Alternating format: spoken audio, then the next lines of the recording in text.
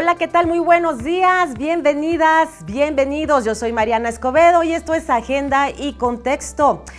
Como usted bien sabe, la Ciudad de México es zona sísmica, al igual que otros estados de la República que lamentablemente han sufrido esta tragedia luego de los terremotos que se han registrado y de los microsismos, inclusive se han registrado microsismos en la Ciudad de México, algunos imperceptibles, pero otros sí se llegan a sentir. Las autoridades del gobierno federal y del gobierno capitalino se han coordinado para tener acciones y va a haber 3 simulacros, macro simulacros registrados para este 2020. El primero de ellos se realizará el día 20 de enero y para hablar precisamente de este tema tengo en la línea telefónica a David León Romero, él es coordinador nacional de protección civil del gobierno federal. Muy buenos días, ¿qué tal? Mariana, qué gusto saludarte a ti y a todo el auditorio de Capital 21. Efectivamente, la gran diversidad que tiene nuestro país, la gran riqueza que tiene nuestro país trae aparejado el riesgo. Distintos fenómenos amenazan a la población de nuestro país y por ello, dado que lo único que sí podemos controlar son nuestros niveles de preparación y de prevención, se ha planeado con los estados de la República, en este caso 3 macro simulacros nacionales, no únicamente uno como teníamos el 19 de septiembre, sino ahora llevaremos a cabo uno en enero, otro en mayo y el último en septiembre. Hemos dado de alta una página preparados.gov.mx para que todas las personas puedan participar, obteniendo en esa página información de cómo preparar y realizar su simulacro, además puedan darse de alta, registrar su casa, su escuela, su oficina, cuántas personas participarán, justamente para poder obtener después una constancia de participación y registrar en este sistema sus resultados, en la búsqueda de mejorar simulacro a simulacro. Recordar que en nuestro país, y como bien tú lo decías, es un sitio de alta sismicidad, 18 estados tienen alta sismicidad, 26.418 sismos tuvimos el año pasado. Bueno, pues esto nos obliga a responsabilizarnos todos participar, sector público, sector privado, sector social, unidos en la protección civil y unidos en torno a las labores de prevención.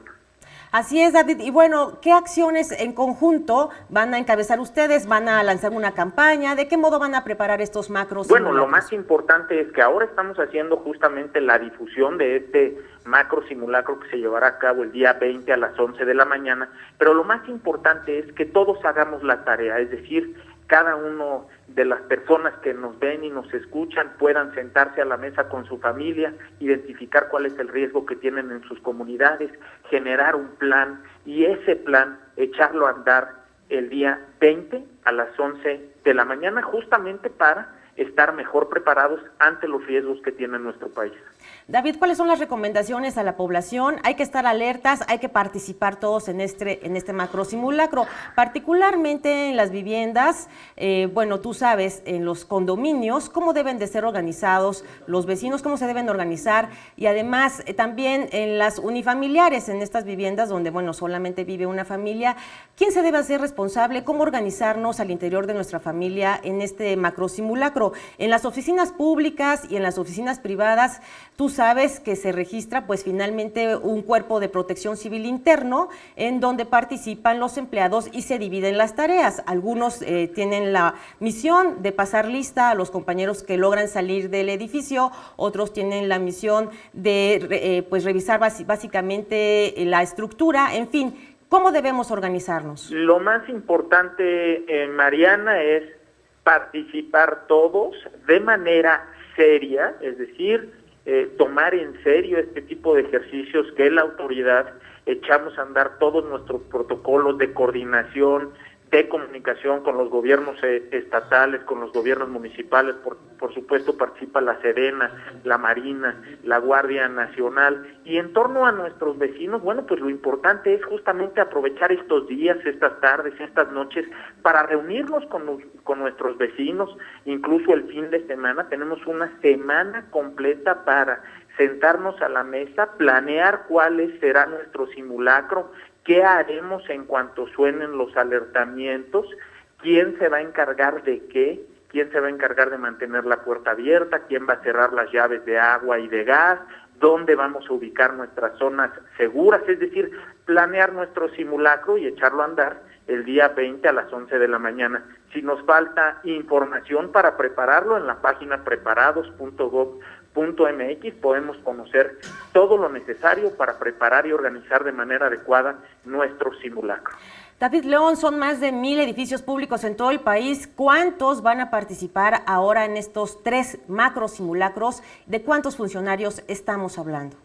En realidad, los datos que tenemos del último simulacro nacional que hicimos el día 19 de septiembre, la participación fue de cerca de 80,000 inmuebles en el territorio nacional, 8,000 de ellos integrantes del gobierno de México. Además participaron 16 millones de personas en el territorio nacional. Lo que estamos buscando es que la participación se incremente, repito, todo esto a través de la página preparados.gov.mx.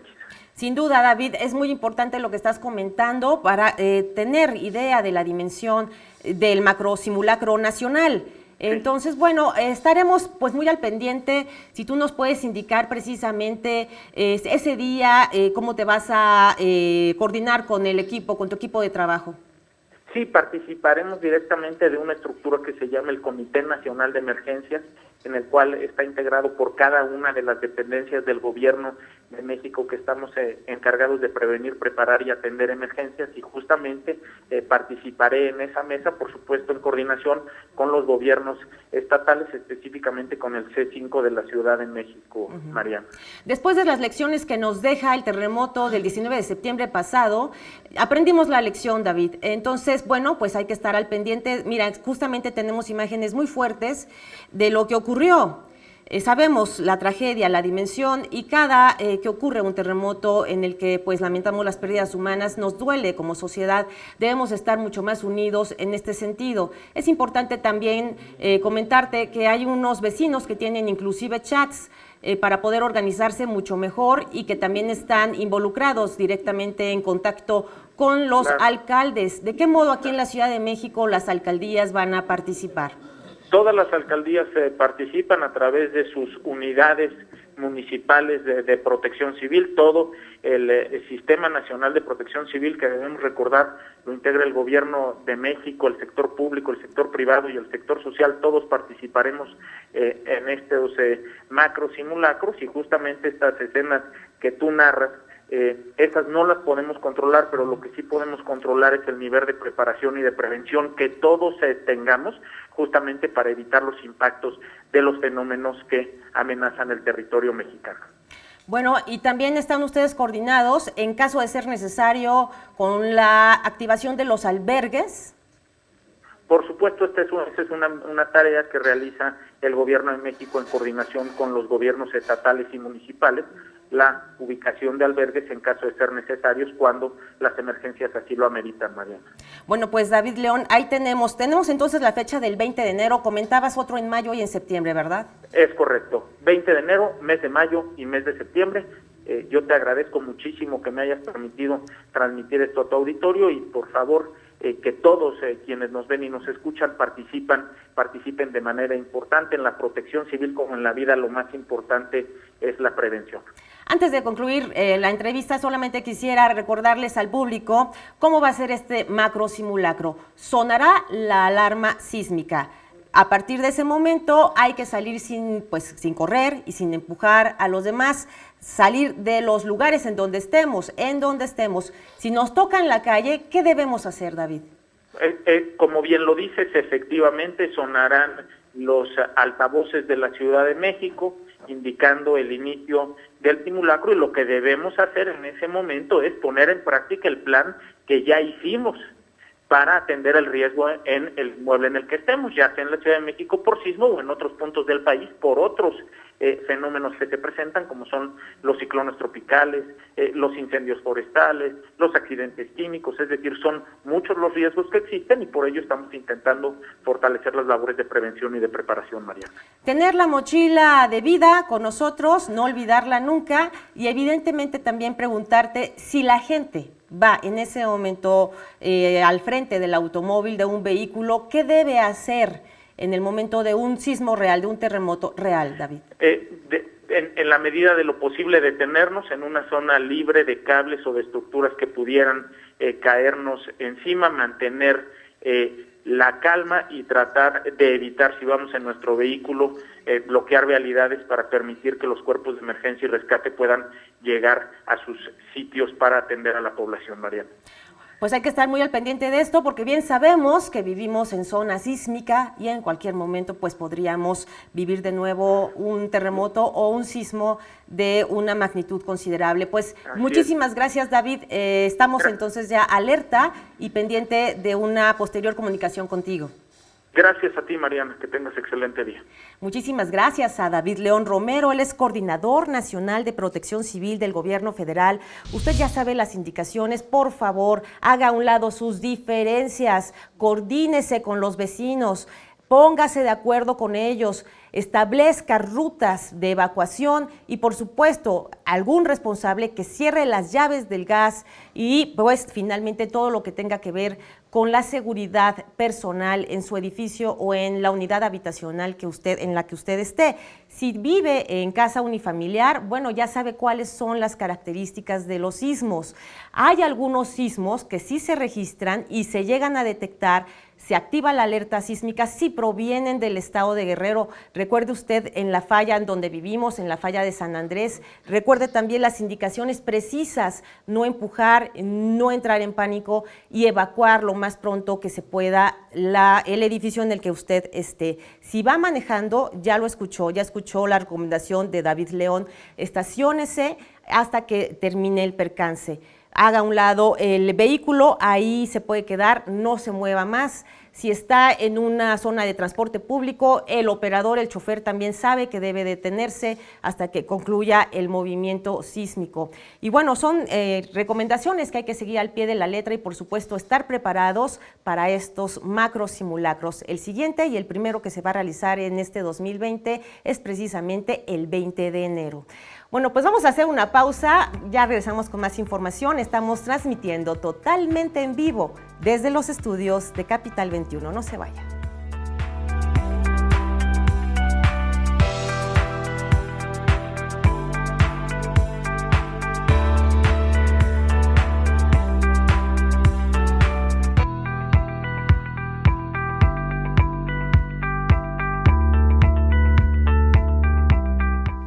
Ya estamos de vuelta en Agenda y Contexto. Aquí en la Ciudad de México, cada año, los vecinos de diversas colonias se organizan para ponerse de acuerdo y tratar de llevar adelante algunas situaciones que viven en sus comunidades o en sus barrios, pueblos y colonias.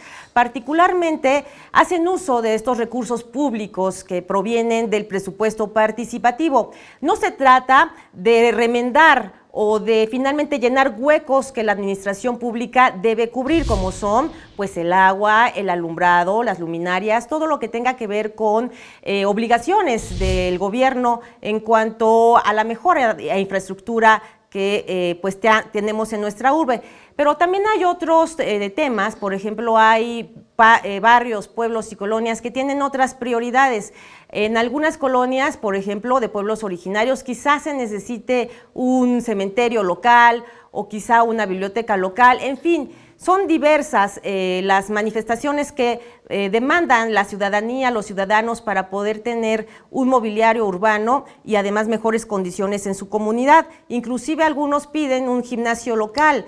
Así que bueno, en este año, como usted bien sabe, hay un recurso destinado al siguiente periodo para ejercerlo. Estamos hablando de más de 1,200 millones de pesos, de más de 1,200 y pues en este momento tenemos en la línea para hablar de este tema. Hay una plataforma digital de participación ciudadana para registrar los proyectos específicos en la consulta del presupuesto participativo 2020-2021. Y para hablar precisamente de esto y de cómo va, de cuándo se cierra la convocatoria, cuál es el último día para registrar nuestros proyectos, está en la línea telefónica Bernardo Valle Monroy. Él es presidente de la Comisión de Participación Ciudadana del Instituto Electoral de la Ciudad de México. Muy buenos días, Bernardo. Gracias por tomarnos la llamada esta mañana. Al contrario, muchas gracias a ti por darme la oportunidad de poder platicar contigo y tu auditorio de este tema tan importante como es la consulta ciudadana de presupuesto participativo. Como estaba comentando, hay algunos barrios o pueblos o colonias que, por ejemplo, dicen queremos destinar este recurso a un cementerio local, a una biblioteca, a un gimnasio público, en fin, son diversas las necesidades, cada región tiene una necesidad en específico, no es lo mismo lo que se vive en Coajimalpa, en Acopilco, por ejemplo, a lo que se vive en la Miguel Hidalgo, en Las Lomas o en Polanco. Entonces, bueno, en este sentido, ¿cómo van estos proyectos? ¿Cuál es el último día que tenemos para poder registrarlos? Mira, lo que me dices es muy correcto. Decirte, por eso son las bondades del presupuesto participativo, que consiste en destinar un porcentaje de recursos de las alcaldías para proyectos que determinen los habitantes de la Ciudad de México en cada unidad territorial, es decir, en cada colonia, pueblo, barrio, unidad habitacional, y que lo que vienes diciendo totalmente correcto, de que son los propios vecinos los que tienen perfectamente identificados cuáles son las necesidades de cada espacio para poderlo mejorar. Y pues mira, el plazo establecido en la convocatoria para registrar proyectos específicos vence el día de hoy, el día 13 de enero, terminaría este plazo para presentar proyectos. Quiero decirte que vamos muy bien, llevamos aproximadamente como poquito más de 25,000 proyectos presentados en la totalidad de unidades territoriales. Decirte que revisando los números veo que la mayor parte de estos proyectos son presentados por mujeres. Decirte que hay proyectos presentados por niños, por todos los rangos de edad, que me parece a mí muy, muy valioso. Y también algo que me parece muy relevante es que el sector principalmente beneficiado con estos proyectos principalmente son niñas y niñas, adolescentes o personas con discapacidad. Pero decirte que todavía hay algunas colonias sin proyectos, pues ya son muy, muy, muy pocas, y también con un proyecto, por lo que estamos, el día de hoy es muy probable que podamos discutir en el máximo órgano de dirección de este Instituto Electoral de la Ciudad de México la posibilidad de ampliar el plazo, porque si bien me parece que podemos completar los proyectos, creo que lo que es importante es ampliar los derechos de la gente. El plazo ahora que tuvimos para presentación de proyectos fue solo un mes, y se cruzó un periodo vacacional donde quizá la gente se le complicó un poco presentar los proyectos, por lo que queremos, en aras de ampliar derechos, en que la gente tenga un poquito más de tiempo para que si no tuvo oportunidad en estos días de presentar proyectos, los presente más adelante. Y decirte que es realmente muy sencillo presentar proyectos. Se pueden hacer a través de la plataforma digital, entrando a la página de internet del Instituto Electoral de la Ciudad de México. Tenemos un sistema muy amigable que va guiando a la gente paso a paso para registrar los proyectos.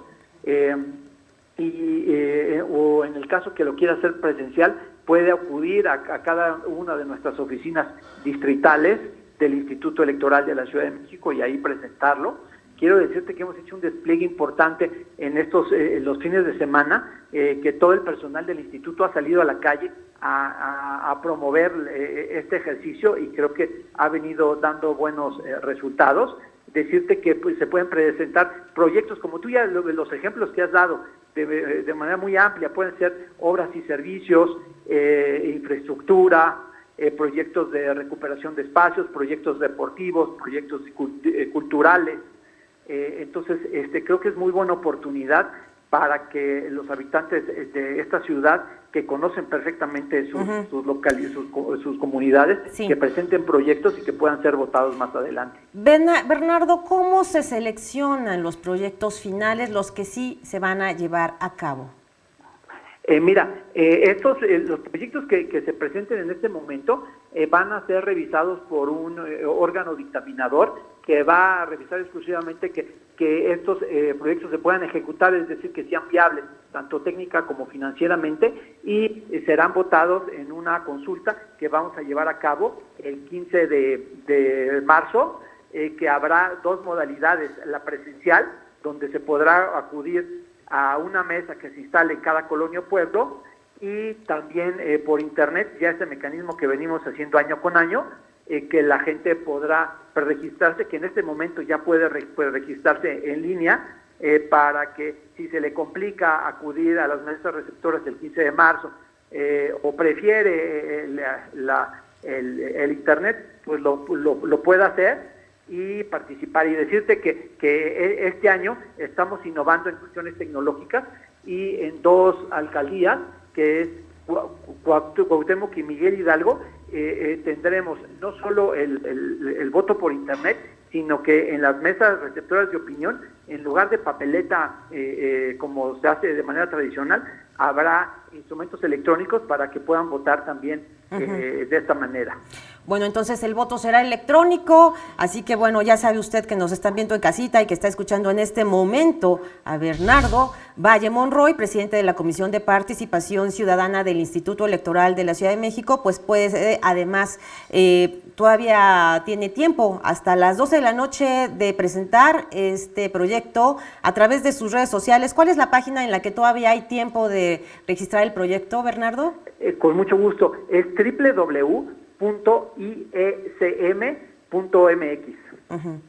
¿Qué se necesita para presentar el proyecto? Pues nada más entrar a la página y ir siguiendo todos los pasos que se indican, es ir registrando el proyecto, señalando algunas características técnicas que se esperan, y de manera muy sencilla quedaría registrado el proyecto. Oye, ¿qué opinas de algunas críticas que han sido publicadas relacionadas con que no hubo difusión de esta actividad y que la gente, que muchísimos vecinos pues no se enteraron? Pues mira, quiero decirte que el Instituto Electoral de la Ciudad de México ha hecho un esfuerzo muy importante para poder difundir este instrumento. Tenemos algunos espacios en televisión y radio que nos otorga la Constitución, pues los hemos venido ocupando a través de redes sociales, por todos los medios, pero sin duda es importante que pues la gente conozca, y por eso me parece que será importante que nuestro Consejo General revise y en su caso apruebe la ampliación de plazos para que quien no se enteró anteriormente de este registro lo pueda hacer. Y en términos reales, mencionas que son 25,000 proyectos ya registrados, la mayoría por mujeres. Afortunadamente, quiere decir que las vecinas se están organizando con mayor prontitud para presentar estos proyectos. Mencionas también que se va a evaluar si son viables o no, y de esta manera serán votados en consulta para el 15 de marzo de manera oportuna y además a través del voto electrónico. En este sentido, de estos 25,000 proyectos, ¿cuáles sí se van a realizar? ¿Cuántos son? Mira, no hay un límite ahora, también es una cuestión que cambiamos. En este momento todos los proyectos que resulten viables serán sometidos a la opinión de la gente, y serán los vecinos y vecinas quienes determinan cuál es el proyecto que se ejecuta en sus localidades. También algo muy importante, que ahora también cambia, que anteriormente eran las alcaldías las responsables de ejecutar los proyectos, y ahora serán los propios vecinos, a través de un comité de ejecución designado en una asamblea, quienes determinen la ejecución de estos proyectos. Entonces ya será en manos de los vecinos. Exactamente. Bien. Que me parece que es muy bueno, porque los empodera, y realmente es que los propios habitantes de la Ciudad de México sientan como suyo el presupuesto participativo. Pues de ahí la importancia de que le entremos todos a participar, dejemos la apatía a un lado para mejorar nuestra ciudad. Muchísimas gracias por esta comunicación, Bernardo Valle Monroy, presidente de la Comisión de Participación Ciudadana del Instituto Electoral de la Ciudad de México. Muy buen lunes. Muchas gracias, al contrario, un saludo.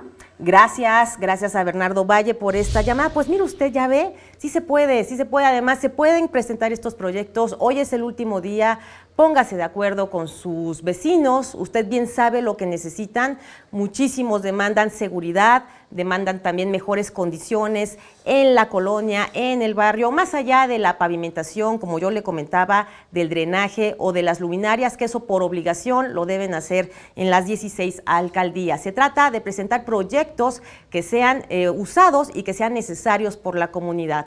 Así que hoy es el último día y esperemos pues que de estos 25,000 proyectos sean resultado pues de una consulta verdadera, auténtica, en donde, como comentaba Bernardo, se empodere realmente a los vecinos y a la ciudadanía. Vamos a hacer una pausa, pero quédese conmigo porque vamos a tener más información. Ya volvemos, estamos transmitiendo totalmente en vivo desde los estudios de Capital 21.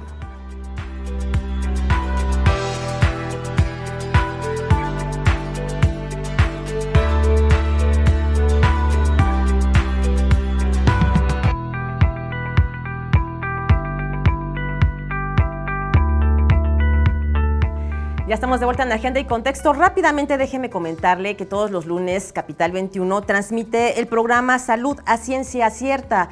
En esta ocasión van a abordar Olimpia Velasco, mi compañera Olimpia Velasco, va a abordar la depresión y la obesidad con especialistas sobre este tema, y también pues ellos van a comentar cuáles son los mitos y las realidades, qué pasa con la depresión, qué ocurre detrás de la obesidad, qué hay detrás de esta enfermedad que está afectando al mundo entero y que pues en México está dejando secuelas tremendas. La población infantil es la más afectada, ocupamos el primer lugar mundial en obesidad infantil y el segundo lugar después de Estados Unidos en obesidad en adultos. Así que no se pierda esta noche a las 10 con Olimpia Velasco.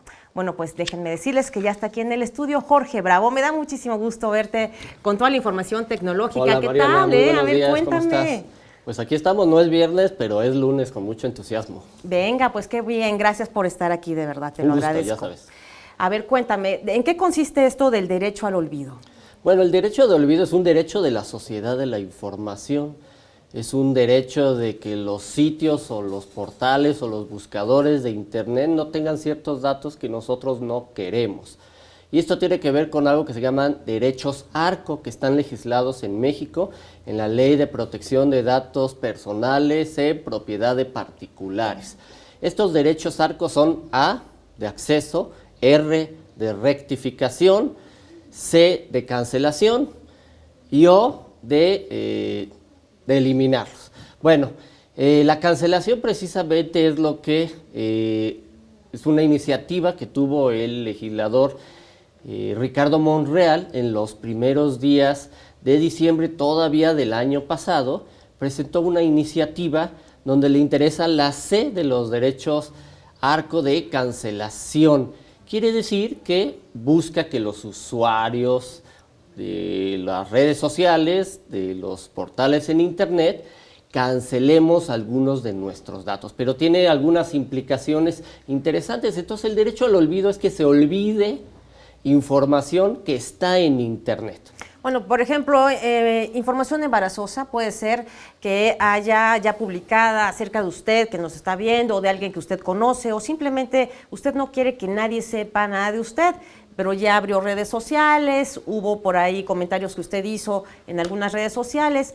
¿Sabía usted que dentro de 10 años el derecho a la privacidad va a ser sumamente buscado? Porque finalmente, si desde ahora ya estamos viendo la tendencia mundial, que es una apertura total de nuestra vida, en donde pues salen nuestras fotos que ni sabemos que nos toman, ya salen en otras plataformas digitales, pues imagínese usted con los contenidos.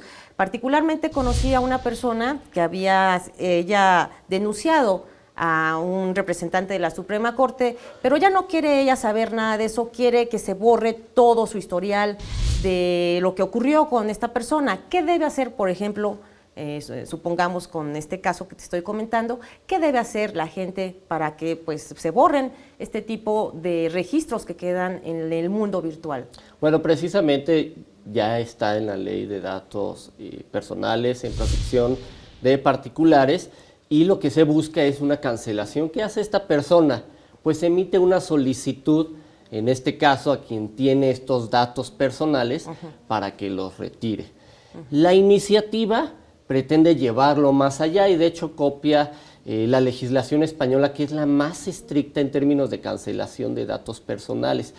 Pero aquí hay una serie de implicaciones que ya son un poco más políticas. Cualquiera que quisiéramos cancelar esos datos, hacemos esa solicitud y el responsable digital tendría que evaluarlos y cancelarlos o eliminarlos. Y entonces es el derecho al olvido. Por cierto, hay que decir algo que es un mito.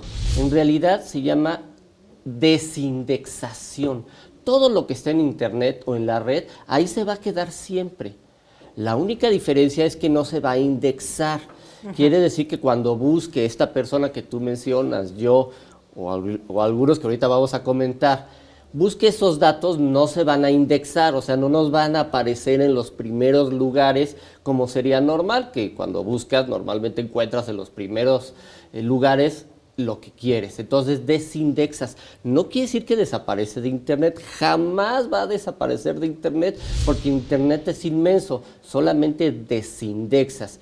Y por eso las principales solicitudes pues es a Google o es a los buscadores de internet, porque ellos son los que indexan toda esta información. Bueno, y además, ¿qué tipo de información sí entra en esta clasificación, en esta categoría de derecho al olvido? Porque, bueno, o sea, hay políticos que hacen corruptelas y esas pues no las olvida la gente, ¿no?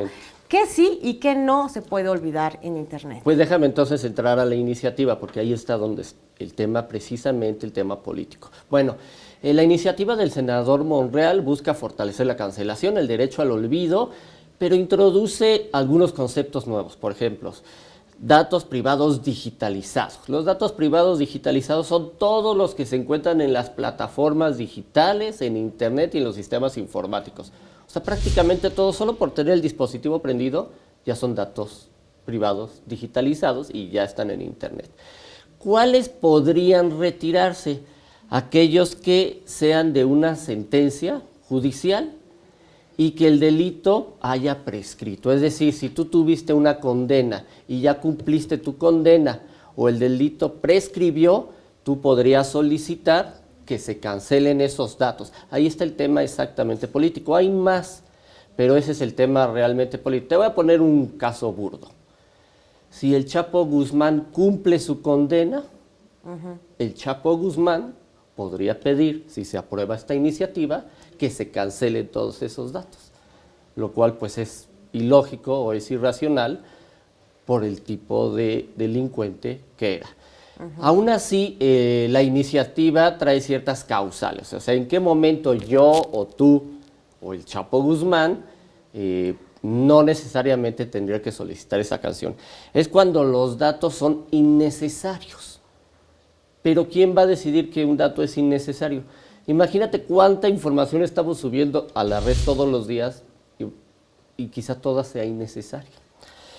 Cuando son datos obtenidos ilícitamente, bueno, eso es correcto, o sea, si publican una foto tuya o mía o lo obtienen ilícitamente, toman los datos de nuestra computadora, nos roban el celular y suben esos datos ilícitamente, bueno, sí, ahí tengo derecho a cancelarlos porque yo no los subí, lo subió alguien de forma ilícita.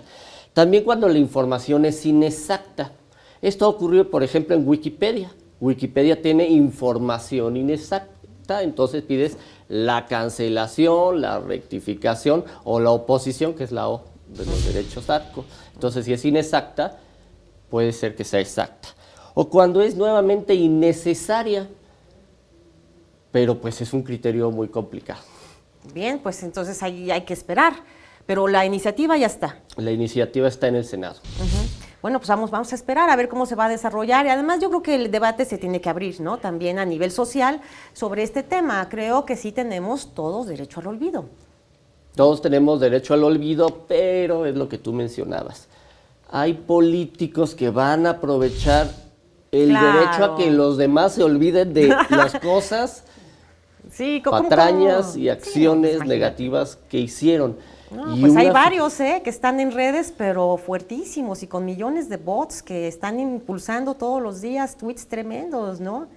Y la diferencia es que son personas públicas, son personas que decidieron estar en la esfera pública, que decidieron que sus datos personales, incluso su intimidad, porque esto ya también ya lo resolvió la Suprema Corte de Justicia, una persona pública como un político tiene menos privacidad que una persona normal, precisamente por su exposición, Claro. y está expuesto a más críticas por su actuar público. Por lo tanto, los políticos son los que estarían más interesados, se estarían frotando las manos para que una iniciativa con estas características pase y se pretenda olvidar muchas de las cosas que han hecho. Bueno, pues en los hechos, durante sexenios, así ha sido. Así han ido, pero con jugosos recursos públicos, pues quién sabe a dónde, ¿verdad? Y se desapareció y ya nadie se acuerda, ¿eh? Pues sí, hay casos de narcotraficantes, de figuras públicas que han estado en prisión, que su sentencia va a cumplirse y por lo tanto van a tener derecho a que nadie sepa que estuvieron en la cárcel. Bueno, ¿te esperabas algo así? Yo creo que ya nos lo esperábamos. En otros países hay esta tendencia de derecho al olvido ya legislado y todo. Sí, ahí en pocos países está legislado, porque como dicen los abogados, es casuístico, o sea, hay que ver caso por caso. Hay un caso en México que es famoso de 2016 de un abogado contra Google, le pidió que desindexara, que cancelara o que bajara un blog en donde lo difamaban. Ganó, por cierto, este abogado, pero hay algo que se opone a este derecho al olvido, que es el derecho de acceso a la información, o más bien vienen juntos. Los ciudadanos, la población, la sociedad tiene derecho a la información, tiene derecho de acceso a datos de muchas personas. Y no porque hayamos hecho malas acciones y querramos borrarlas de la historia, pues vamos a poder hacerlo.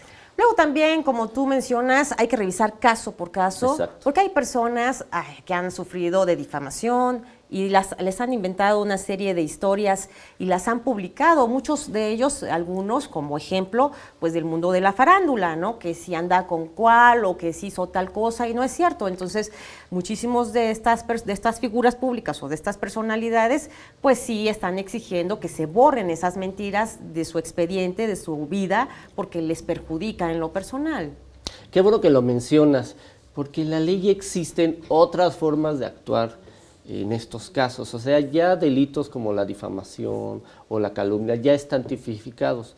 Podrías actuar contra la persona o la institución que te calumnia o te difama. Aquí estás actuando contra las plataformas digitales, contra las redes sociales. Las redes sociales y las plataformas y Google no subieron esa información. Ellos son como un gran cajón donde está toda la información y lo único que hacen es ordenarla cuando tú la buscas. Si ellos no cumplen con desindexar o cancelar o borrar o olvidar esa información, aparte van a ser multados. Bueno, pero entonces tiene que existir una orden de la autoridad judicial hacia estas plataformas para que se desindexe, Bueno, ¿cierto? es una solicitud, yo, persona, ciudadano, le solicito. No, pero cuando tú mencionas de que lo pueden denunciar ya, de que se pueden hacer estas denuncias ante la autoridad, yo me refiero a ese tipo de denuncias, Claro, cuando en ese ya caso, están sí. en cursos procesos Hay judiciales. un proceso judicial. Y en este caso, el intermediario, pues es la autoridad de los datos personales, la transparencia, la privacidad en México, que en caso de que no cumpla la plataforma digital y no cumpla la resolución, pues se le puede multar. Y bueno, en caso de que no haya un proceso judicial en curso, sino que simplemente usted no desea que aparezca tal o cual información, que además le parece injusta para usted, bueno, sí puede comunicarse de manera directa a Google o a estas plataformas digitales para que se desindexe, ¿cierto? Y claro, se desindexe, porque va a seguir en Internet, va a estar ahí en la Internet profunda incluso. Pero bueno, estas plataformas de eso viven, de los datos.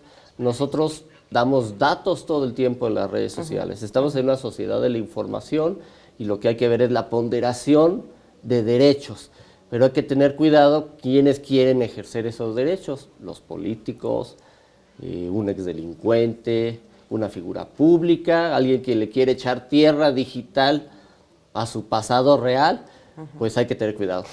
Sí, bueno, hay que revisar caso por caso. Hay casos muy injustos y hay otros casos, pues, que sería ilógico que no recordemos los fraudes que nos han realizado a lo largo de los sexenios, ¿verdad? Entonces sí, sería como que muy lamentable.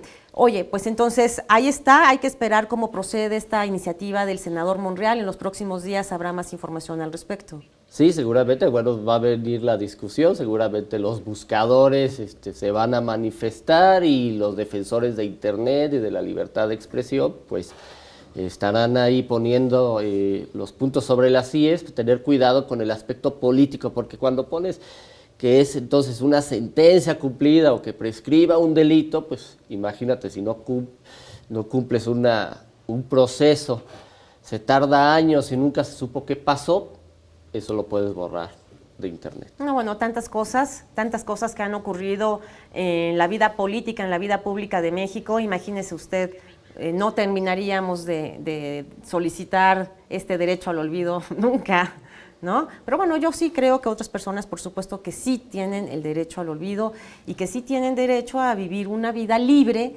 pues, de difamaciones y de situaciones injustas que han atravesado. Sí, correcto. Y más bien hay que alfabetizar, hay que ayudar a la población, ayudar a proteger su privacidad. Tenemos que tener conciencia de lo que subimos también a la red. Nosotros somos quienes debemos de cuidar qué subimos, qué fotografías, qué datos. Y desde antes tenemos que decirle a las plataformas que no queremos que esos datos estén en la red, pero es diferente, es una decisión previa.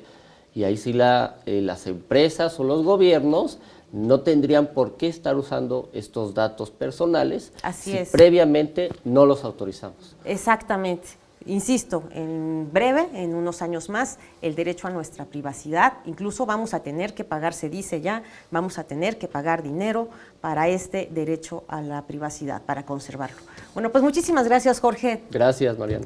Nos vemos en 8 días o este viernes, ¿puedes venir? Sí, nos vemos por aquí. Sí, bueno, gracias. Nos vemos, gracias. Bueno, pues no se vaya, tenemos todavía más información con usted, así que estamos transmitiendo en vivo. Les recuerdo, la retransmisión de este programa es hoy a las 5 de la tarde. Ya volvemos.